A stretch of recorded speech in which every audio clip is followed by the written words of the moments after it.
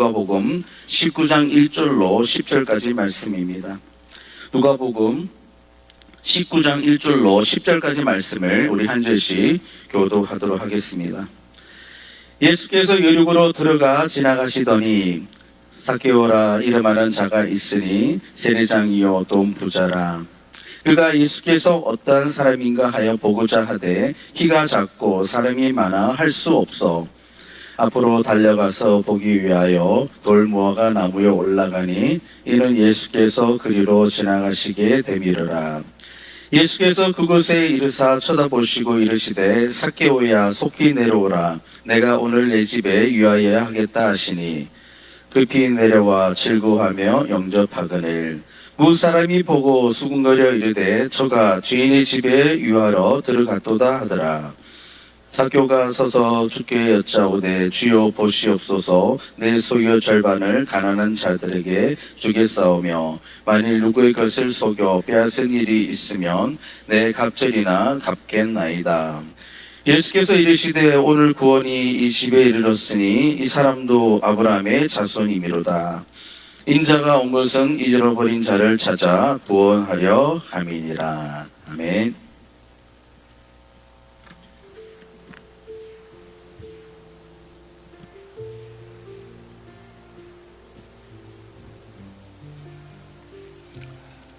할렐루야. 오늘 주일 예배 오신 우리 모든 성도님들을 축복합니다. 오늘 11월 첫째 주일입니다. 벌써 10개월이 지나고요. 이제 하나님의 은혜 가운데 영혼의 추수, 또 우리의 인생의 추수, 또 1년의 삶의 결실을 계산하는 시간이 다가왔습니다. 11월을 전통적으로 교회에서는 감사의 달로 지키고 있습니다. 우리 마음에 베푸신 은혜를 기억하고 또 감사하는 시간이 되시길 바라면서 또 하나님의 거룩한 부르심 앞에 우리가 마땅히 해야 할 영혼 구원의 역사를 동산울의 초대를 통해서 함께 나누어 가시기를 간절히 축복합니다. 오늘 예배에 잘 오셨습니다. 서로를 향하여서 한번 축복의 인사 나누실 때 앞뒤 좌우에 계신 분들과 함께 인사하겠습니다. 축복합니다. 환영합니다. 오늘로서 벌써 이 삭개오 이야기를 석 주째 살펴보게 되는데요. 특별히 이 삭개오 이야기를 우리가 살펴보고 있는 이유 중에 하나가 하나님께서 한 인생을 변화시키셔서 어떻게 하나님의 자녀로 삼으셨는가에 대한 이 모든 일들을 우리도 되돌아보면서 과연 우리의 삶 가운데는 어떻게 해야 될 것인가를 결단해 보는 그런 기회로 삼고자 삭개오 이야기를 오늘까지 석 주째 하게 됩니다. 특별히 우리 11월 23일인가요? 우리가 추수감사 주일에 이제 동산으로 영혼을 초대할 때에 과연 왜 우리가 이 영혼을 초대해야 하는가를 오늘 말씀 가운데 한번 정리하셨으면 좋겠습니다. 구원받은 성도의 아주 놀라운 축복 중에 하나가 더 이상 과거에 매여 있지 않게 된다는 사실입니다. 예수님을 마음에 받아들이는 순간부터 예수님은 우리의 과거의 아픔, 절망, 상처, 심지어 패배감마저도 완전히 끊어내십니다. 그리고 우리를 새롭고 놀라운 존재로 변화를 시키신다는 사실이에요. 예수 그리스도 안에서 우리는 모든 성도들은 예외 없이 새로운 피조물이 되는 겁니다. 삭개오가 이 축복을 받았다라는 거예요. 삭개오는 원래 자신의 과거에 머물러서 한 발자국도 앞으로 나오지 못했던 인생이었습니다. 처음에는 다른 사람들이 그렇게 만들어 버렸지만 그러나 시간이 지나면서 이렇게 된 상황과 여건에 이제 자기 자신도 안주해 버리고 거기에 그냥 자기 자신도 포기해 버립니다. 그래서 더 이상 자기 스스로도 앞으로 나아갈 생각을 하지 못하고 있었어요. 자신의 민족인 유대 공동체 안으로 삭개오는 들어가지 못했습니다. 많은 사람들이 그를 받아들이지 않았기 때문입니다. 그는 늘 혼자였습니다. 돈은 많았고 먹고 사는 것은 문제가 없었지만 세리라는 직업 때문에 사람들로부터 손가락질 받고 따돌림을 당했습니다. 우리가 이미 배경을 이해하고 있듯이 그 당시의 세리라고 하는 직업은 유대 공동체에는 아주 악한 그런 직업으로 그런 이미지가 각인되어 있었습니다. 동족의 피를 빨아먹는 자. 우리 일제시대에 그 동족을 더 못살게 걷던 사람들이 친일파들이잖아요. 마치 그런 것처럼 유대 공동체 안에서 자기의 동족의 피를 빨아먹고 있는 이 세리의 직업을 갖고 있는 삭개오 같은 자들, 더 이상 받아들이지를 않았던 겁니다. 그래서 유대 공동체는 이 세리의 직업을 갖고 있는 삭개오를 하나님의 자녀가 아니다라고 생각을 했습니다. 문제는 사람들이 삭개오를 그렇게 여기니까 본인도 나중에는 삭개오 스스로 나는 하나님의 자녀가 아니야 라고 생각하게 됩니다. 처음에는 인정하기 싫은 부분이었지만 나중엔 체념하고 자기 스스로를 더 이상 거룩한 존재로 만들어 가려고 하는 마음이 다 없어지는 거예요. 그러니까 의로운 삶을 산다라고 하는 것은 삭개오에게는 더 이상 있을 수가 없습니다. 하나님과 동떨어진 삶, 죄인의 삶을 살게 됩니다. 이거를 죄인 의식에 빠져 있는 것이다, 이렇게 우리가 표현할 수가 있습니다. 이런 삭개오를 향하여, 그런데 오늘 본문에 보니까 주님께서 놀라운 선언을 하나 해주십니다. 9절 말씀을 한번 보실까요? 우리 다 같이 한 목소리로 9절을 봉독하겠습니다. 예수께서 이르시되 오늘 구원이 이 집에 이르렀으니 이 사람도 아브라함의 자손이미로다. 아멘. 아브라함의 자손이다. 지금 이 집에 구원이 이르렀고 삭개오도 아브라함의 자손이다. 이게 무슨 선언입니까? 삭개오도 하나님의 자녀라는 겁니다. 모든 사람들이 지금 삭개오를 하나님 자녀라고 인정하지 않고 있는데 예수님이 지금 선언하신 거예요. 삭개오 하나님의 자녀야. 이거는 삭개오에게도 선언하신 것이고 삭개오를 바라보고 있는 유대 공동체를 향하여서도 선언하신 거예요.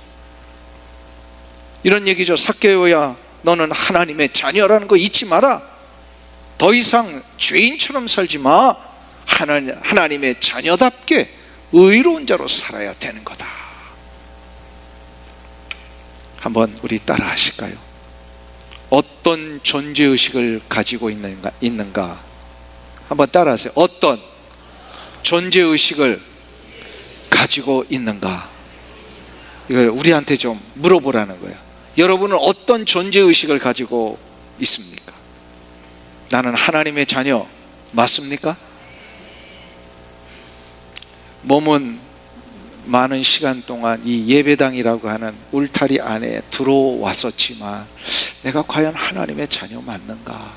라고 하는 이 확신이 들어야 정말로 우리가 이 예배당에 앉아 있는 의미가 있는 거예요. 어떠한 존재의식을 가지고 사느냐가 그의 삶의 모습을 결정합니다. 죄인의식을 가지고 있으면 죄인처럼 삽니다. 그러나 하나님의 자녀의 의식을 가지고 있으면 하나님의 자녀처럼 살게 되어 있습니다. 자, 다시 묻습니다. 나는 하나님의 자녀인가? 자녀 맞아요? 틀려요? 자녀 맞습니까? 그러면 그거는 뭐로 나타난다고요? 하나님의 자녀다운 삶의 모습으로 나타납니다. 아멘. 그럼 나 자녀 맞습니다가 뭘로 증명이 돼야 돼요? 삶으로 증명이 돼야 됩니다. 아멘. 그래서 어떤 존재의식을 가지고 사느냐, 이게 결국은 그의 삶의 능력으로 나타납니다. 2차 세계대전 때 독일 나치는 유태인들을 엄청나게 학살을 했잖아요. 근데 한 수용소에서 혹독한 심리적인 방법을 사용했다는 게 나중에 드러납니다. 그 수용소 안에는요, 화장실을 짓지를 않았대요. 화장실을 저 수용소 울타리 바깥에 아주 멀리 떨어진 곳에 짓고는 이 화장실 가는 시간을 하루에 2번으로 딱 제한을 시켰습니다. 말이 됩니까? 예. 우리가 화장실을 하루에 2번만 갈 수 있어요? 수시로 가잖아요. 이것 때문에 그 수용소 안에 갇혀 있는 유태인들은 배변의 고통에 시달려야만 했습니다. 결국 저들은 숙소에 배설을 할 수밖에 없었어요. 그러니까 나중에 이 수용소 안에 있는 유태인들이 거의 짐승처럼 그 자신이 밖으로 내놓은 이 배변에 몸이 더러워지는 거예요. 살아남으려 하는 사람들은 하루에 한 번 제공되는 한 컵의 물을 반만 마시고 얼굴을 씻었답니다. 그런데 한번 생각을 해보세요. 한 컵의 물에 반은 마시고 반 남은 물 가지고 얼굴을 씻는다고 그게 얼굴이 제대로 씻겨지겠습니까? 더더욱 배설물로 더럽혀진 그 몸을 씻는다라고 하는 것은 불가능했습니다. 그런데도 그 프로 수용소에서 살아남은 사람들이 좀 있었어요. 나중에 그 중에 유명한 레빈스키라고 하는 의사 출신의 유대인인데요. 이 사람이 포로 수용소에서 갇혔을 때에 나중에 이제 살아남으면서 이러한 회고를 합니다. 매일 반 컵의 물을 들고 씻을 것인가, 아니면 마저 다 마셔버릴 것인가, 나는 고민을 해야 했다. 그러나 나는 날마다 내 자신과 싸워서 반 컵의 물을 들고 나치에 대하여 무언의 함성을 질렀다. 절대로 너희들의 의도대로 죽지 않겠다. 어떻게 하든지 살아남아 이 잔혹한 현실의 증인이 되고야 말리라. 그러나 만일 살아남지 못하고 죽는다 하여도 절대로 너희들의 의도대로 짐승처럼 죽어주지는 않겠다. 나는 끝까지 살다가 인간답게 죽겠노라. 이 외침을 외쳤대요. 이 레빈스키는 살아남아서 나중에 이제 이 포로 수용소에 엄청난 이런 그 학대와 독일 나치의 이런 잔혹한 모습들을 이제 증언하는 일에 세움받게 됩니다. 네, 그분이 이런 얘기를 해요. 포로처럼 학대받는 것을 당연히 여긴 자들은 다 죽었대요. 그러나 자기 자신처럼 스스로를 포로처럼 살지 않겠다라고 결심하고 또 결심한 사람들은 많은 사람들이 살아남았다고 합니다. 여기서 아주 중요한 이야기를 레빈스키가 우리에게 전해주는 거예요. 어떤 의식을 가지고 사느냐가 중요하다는 겁니다. 의식은 그의 삶을 결정합니다. 우리는 지금 우리가 어떤 존재인지를 망각한 채 자꾸 스스로를 더럽혀 갈 때가 있습니다. 왜냐하면 그게 죄인 의식이 아주 악독한 모습이에요. 죄인 의식에서 빠져나오지 못하면 다 그렇게 됩니다. 삭개오는 인생에 있어서 한 번도 이 죄인 의식을 넘어본 적이 없었습니다. 예수님 만나기 전까지는. 죄인 의식은 결국 자신의 자상을 왜곡해 버립니다. 자기 자신을 신뢰하지 않게 된다는 거예요. 자기가 가지고 있는 건 늘 불만을 쏟아냅니다. 죄인 의식은 부정과 불평과 두려움과 이런 것들로 가득 차 있기 때문에 그렇습니다. 그래서 죄인 의식에서 넘어서지 않으면요, 불평, 불만, 또 모든 거 부정적으로 보고요, 나는 안 돼, 포기해버리고 모든 것을 왜곡되게 봅니다. 그러면 이 죄인 의식을 해결하기 위해서는 어떻게 해야 할까요? 죄인 의식은 존재를 바꾸어 주실 수 있는 분을 만나 그분의 도움을 받아야 합니다. 그분이 누구실까요? 우리의 존재를 바꾸실 수 있는 분은 예수 그리스도 한 분뿐이십니다. 그래서 죄인 의식은 영원한 물 대신 예수 그리스도로부터 씻겨져야만 해결됩니다. 예수 그리스도로 씻겨지는 순간부터 전에 경험하지 못했던 놀라운 향기가 우리의 몸에서, 우리의 영혼 속에서, 우리의 삶에서 발하여지기를 시작을 합니다. 그리고 전에는 발견하지 못했던 내 자신이 얼마나 보배로운 존재인가를 발견하게 됩니다. 이것을 또 다른 말로 예수 그리스도의 의의 옷을 입는 것이다, 이렇게 표현합니다. 예수 그리스도를 만나는 순간부터 우리는 예수님의 의의 옷을 입게 됩니다. 이거를 고린도후서 5장 17절에서 이렇게 이야기를 합니다. 우리 다 같이 한 목소리로 봉독합니다. 그런즉 누구든지 그리스도 안에 있으면 새로운 피조물이라. 이전 것은 지나갔으니 보라 새 것이 되었도다. 그리스도 안에 있는 자마다 무엇이 되었다고요? 새로운 피조물, 새로운 존재가 되었다라는 거예요. 왜 새로운 존재가 될 수밖에 없습니까? 새 옷을 입기 때문입니다.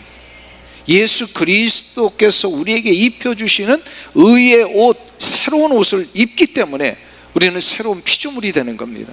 이 옷을 입는 순간 더 이상 그 사람은 과거에 매이는 사람이 아닙니다. 더 이상 과거의 그 사람이 아니라는 거예요. 예수 안에 있으면 새로운 삶으로 시작이 되기 때문에 우리 그리스도인들은 더 이상 과거를 문제 삼지 않습니다.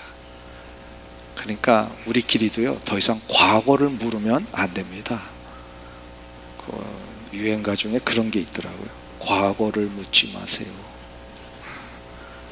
어디서 그런 문장을 얻었는지 아마 그리스도인들이 가르쳐 준 게 아닌가 싶어요. 그리스도인들은 과거를 묻는 것이 아닙니다. 지금 내가 얼마나 놀라운 의의 존재로 바뀌었는가. 아무리 추악한 죄를 저질렀어도요, 아무리 부끄러운 과거가 있어도 우리 주님께서는 주님의 옷으로 우리를 가려 주셨습니다. 더 이상 다른 이들이 우리의 부끄러운 모습을 보지 못하도록 주님이 우리에게 옷을 입혀주신 거예요. 근데 더 중요한 게 있어요. 예수님도 우리의 과거의 모습을 보지 않으신다는 점입니다. 그래서 그 성경에 그런 표현이 있죠. 우리의 죄가를 도말해 주셨다, 지워 주셨다, 이게 덮어 주셨다라는 뜻이에요. 이것이 변화된 존재의 축복입니다. 그래서 우리는 이제 겉의 모습은 육적으로는 비슷해 보일지라도요, 우리의 영혼의 존재는 완전히 새로운 존재로 그 차원이 달라진 것입니다. 이거를 우리의 내적 존재의 가치가 새로워졌다, 이렇게도 표현하는 거예요. 우리 존재의 가치가 달라진 거예요. 미국의 유명한 그 시인 중에 롱펠로우 시인의 유명한 그 일화가 하나 있습니다. 그분이 살아생전에 자신의 집의 서재에서 갑자기 시상이 떠올라 가지고 그 시상을 자기 옆에 있던 휴지에다가 이렇게 적어 놓은 것이 있었어요. 근데 이것이 롱펠로우가 이제 사후에 그 휴지 한 조각이 발견된 거예요. 시상이 적어 놓은 거. 근데 이 휴지 한 조각이 나중에 미국의 유명한 소더비 경매장에 올려졌는데 자그마치 $6,000의 그 한 장이 팔렸습니다. 그게 얼마나 가치 있는지 놀라지도 않으시네. 그 당시에 $6,000는요 지금 $60,000 이상이 되는 거예요. 시간 차이를 보면요, $60,000, 휴지 한 조각, 손바닥만한 휴지 한 조각이 $60,000다. 이게 말이 됩니까? 그거를 사간 사람이 있다는 거예요. 이거를 사간 사람은 어떤 사람일까요? 정신 이상자일까요? 아니에요. 누가 사갔는지 모르지만 그는 분명히 그 휴지 한 장에 무엇을 본 거예요? 가치를 본 겁니다. 그 외에 가치가 있어요. 휴지 자체가 가치가 있는 게 아니라 롱펠로우라고 하는 사람이 거기에 글을 새겼기 때문에 가치가 있는 겁니다. 이게 바로 우리의 모습입니다. 우리 자신을 볼 때는 가치가 없어요. 때로는 형편없어 보이기도 하고, 내 모습, 내 인간적인 이런 모습들은 부끄러운 것밖에 없고 무엇 하나 변변히 내세울 것이 없습니다. 그러나 우리는 예수 그리스도를 만난 이후에 우리 안에 하나님의 형상이 새겨진 사람들입니다. 그래서 하나님의 형상으로 인하여서 그것이 이제 발견되는 거예요. 그리고 예수 그리스도의 놀라운 은혜의 역사가 우리 안에 계속해서 시작되기 때문에 우리를, 그래서 신약에 가면은 사도 바울이 이런 표현을 하죠. 하나님이 우리를 손수 만드신 하나님의 작품이다. 우리는 하나님의 작품입니다. 하나님의 작품은 하나님이 가지고 계시는 그 위대하심의 가치로 평가되는 겁니다. 우리는 하나님의 자녀요, 하나님의 작품입니다. 우리를 만드신 하나님의 위대한 능력과 가치를 아는 자는 그래서 자신의 존재 가치를 절대로 비하하지 않습니다. 냄새나고 더럽고 추했던 과거의 그런 존재가 아닙니다. 하나님의 위대하신 손으로 우리를 다시금 빚으셔서 하나님의 작품으로 만드셨습니다. 여러분이 그렇게 된 존재들이에요. 믿으십니까? 이거를 사도 바울이 에베소서 2장 10절에서 우리에게 이렇게 선언하잖아요. 다 같이 읽겠습니다. 우리는 그가 만드신 바라 그리스도 예수 안에서 선한 일을 위하여 지으심을 받은 자니 이 일은 하나님이 전에 예비하사 우리로 그 가운데서 행하게 하려 하심이니라. 아멘. 이 말씀이 여러분에게 주시는 말씀으로 믿으십니까? 우리는, 한번 따르겠습니다. 우리는 하나님이 만드신 작품이다. 믿으십니까? 그러니까 하나님이 만드신 작품이기 때문에 하나님의 위대하신 가치가 우리 안에 새겨져 있는 거예요. 우리는 존귀한 자입니다. 그러니 내가 존귀한 자면 내 옆에 있는 자도 존귀한 자 맞아요? 예. 이럴 때 살짝 옆에 분 얼굴을 보면서 아멘 하셔야 그게 진짜가 되는 거예요. 존귀한 자가 진짜 맞느냐 이 말이에요. 옆에 있는 분이. 그러면 그분이 존귀한 자라면 그분에게 함부로 말할 수 있어요, 없어요? 하나님이 그를 존귀한 자라고 여기시는데 내가 만일 그를 함부로 말하고 욕하고 그를 업신 여긴다면 이거는 하나님 앞에 큰 죄를 짓는 거예요. 하나님이 그를 존귀하게 여기셨는데 나는 그를 업신 여긴다. 이거는 하나님을 모욕하는 것입니다. 그렇기 때문에 우리가 십계명에서도 그 얘기를 하시잖아요. 우리 너의 이웃을 정말로 사랑해야 되는데 왜 우리가 사랑해야 되느냐? 하나님이 그를 사랑하시기 때문이다. 믿으십니까? 그래서 모든 사람들에게는 그 가치가 다 내재되어 있어요. 특별히 예수 그리스도 안에서 새로운 피조물이 된 자들은 하나님은 우리에게 그 무엇과도 바꿀 수 없는 내재적인 존재의 가치를 주셨습니다. 우리가 때때로 이 세상을 살면서 이리 치이고 저리 치이며 하는 일마다 막힐 때가 있어요. 어찌 보면 내가 이렇게 왜 자꾸 위축이 될까? 왜 나는 이렇게 구겨진 존재처럼 이렇게 살아야 되는가? 네, 이럴 때 한번 생각을 해보세요. 예를 들어서 이런 거죠.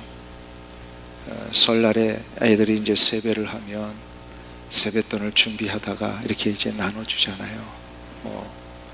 애들한테는 20불도 주고 50불도 주고 이런데 20불을 준다고 해보겠습니다. 준비된 아주 깨끗한 종이돈 20불을 이렇게 나눠주는데 갑자기 세뱃돈이 모자란 거예요.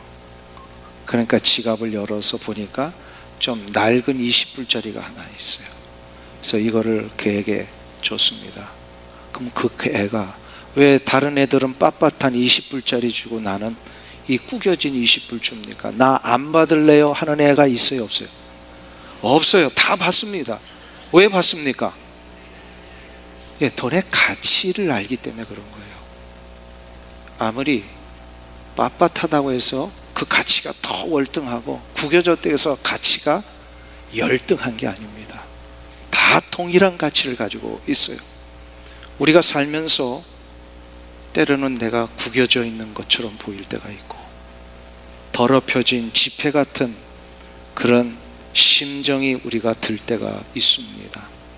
어떤 이들은 이것이 너무 힘들어서 하염없이 주저앉아 소리도 못 내고 속으로 울음을 삼키는 자도 있을지 모르겠습니다. 그런 신음과 탄식 속에서도 그러나 여러분은 여전히 하나님에게 소중한 존재임을 잊지 마시기 바랍니다. 하나님은 우주의 창조주이시고 여러분을 만드신 하나님이 여러분에게 상황과 조건에 바뀌지 않는 내재적인 가치를 다 부어주셨습니다. 이것을 다윗이 일찍이 깨달아 이런 고백을 합니다. 시편 8편 4절과 5절에서 이런 고백을 하지요. 같이 우리 함께 고백합니다. 사람이 무엇이기에 주께서 그를 생각하시며 인자가 무엇이기에 주께서 그를 돌보시나이까. 그를 하나님보다 조금 못하게 하시고 영화와 존귀로 관을 씌우셨나이다. 아마 다윗도 어떤 한순간에 왜 나는 이렇게 살아야 합니까? 그 다윗이 얼마나 많이 도망치는 삶을 살았습니까? 하나님이 그에게 기름 부어 주신 다음부터 시온의 대로가 열려야 되는데 그게 아니고요, 거의 7년을 도망자의 삶을 삽니다. 사울의 이 위협 때문에. 아마 그런 도망자의 삶을 살면서 했던 고백 중에 하나가 아닐까 추측해 볼 수가 있어요. 왜냐하면 내가 양치기로 살 때는 이렇게 힘들지 않았는데 왜 나에게 기름 부어주신 다음부터 이렇게 힘든 삶이 펼쳐질까? 왕이 되겠다고 하나님이 약속하셨는데 왕이 되기는커녕 지금 목숨 하나 이게 구해보려고 이렇게 숨어 다녀야 되고 이렇게 비참한 생활해야 되고 굴욕적으로 어떨 때는 저 블레셋 땅에 그냥 몰래 숨어 들어가가지고 어떻게까지 했어요? 예, 이 미친 사람처럼 역할도 하기도 했잖아요. 아마 그런 모든 과정 속에 했던 고백이 이거 아닐까요? 구겨져 있는 인생, 비참하게 몰락한 인생 같은 나, 가만히 생각하면 환경과 여건 때문에 내가 가치가 있는 것이 아니라 하나님이 나를 창조하시고 나를 구원하셨기에 나는 무엇과도 바꿀 수 없는 존귀한 자구나. 그가 깨닫고 나서 그래서 얘기를 합니다. 사람이 무엇이기에 주께서 그를 생각하시며 인자가 무엇이기에 주께서 그를 돌보시나이까. 근데 5절에서 놀라운 고백을 합니다. 자기를 어떻게 하셨다고요? 예, 하나님보다 조금 못하게 하시고. 와, 이거 얼마나 놀라운 수준. 우리가 뭐 하나님 같은 수준은 아닙니다. 근데 하나님보다 조금 못하게 하셨다. 여러분이 어떤 존재라고요? 하나님보다 조금 못한 존재. 오늘 호산나 찬양대 영국 국립 합창단보다 조금 못하셨습니다. 이게 칭찬이에요? 아니면 나쁜 소리예요? 하나님보다 우리가 조금 못하다는 이건 얼마나 놀라운 칭찬인지 모릅니다. 나를 그렇게 여기시는구나. 하나님이 그렇게 우리를 여기시는구나. 그러면서 영화와 존귀로 관을 씌우셨습니다. 우리는 하나님의 영화와 관으로 높은 가치와 존재로 인정받고 있는 자들입니다. 아무리 상황이 나쁘고 어렵더라도요, 실망하지 마세요. 포기하지 마십시오. 하나님은 결국 하나님의 놀라운 일들을 위해요 여러분을 인도해 주실 것입니다. 이 귀한 은혜가 여러분들의 삶 가운데 일어나기를 축원합니다. 우리는 지금 일어나고 있는 일 다 이해할 수 없어요. 왜 나에게는 이런 일이 일어났을까? 이해할 수 없습니다. 근데 한 가지는 압니다. 결국 하나님은 이런 과정 끝에 나를 하나님의 가장 선하신 일들로 인도해 내고야 마신다는 사실, 이거를 꼭 믿으시고 여러분의 동산 속에 이런 아픔과 또 걱정과 염려 가운데 있는 자들을 다 동산으로 초대하셔서 예수 그리스도의 의의 옷을 입는 자에게 주시는 놀라운 축복이 무엇인지를 알리시고 함께 간증하시는 여러분들 되시길 주의 이름으로 축원합니다. 기도하겠습니다. 자비하신 아버지 하나님, 하나님은 우리를 향하여 우리가 생각하는 것보다 더 크고 위대한 일을 가지고 계심을 믿습니다. 하나님의 방법은 우리의 방법보다 훨씬 더 좋고 확실하신 줄 믿습니다. 아무리 우리가 기가 막힐 웅덩이와 수렁에 빠져 있을지라도 하나님은 우리를 지키시고 보호하셔서 하나님의 놀라운 일들을 이루게 하시는 줄 믿사오니 이 확신 가지고 우리의 가정에서, 우리의 일터에서, 우리의 동산에서 이 놀라운 생명의 축복과 놀라운 존재의 가치를 알려주며 나누어주는 우리 성도들 다 되게 하여 주시옵소서. 예수님의 이름으로 기도하옵나이다. 아멘.